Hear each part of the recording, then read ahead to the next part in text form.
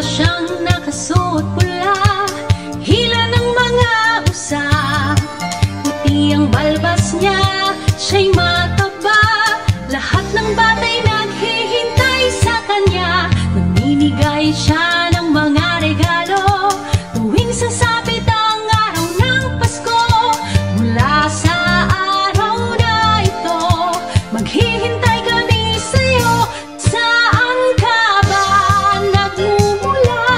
Sana doon kami isama mo. Nais naming makita kung paano ginagawa mga regalong pinamimigay mo.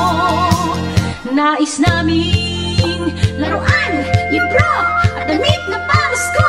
At maraming salamat sa regalong ito, regalong nagmula sa puso. O Santa, Santa, thank you po. Sa susunod muli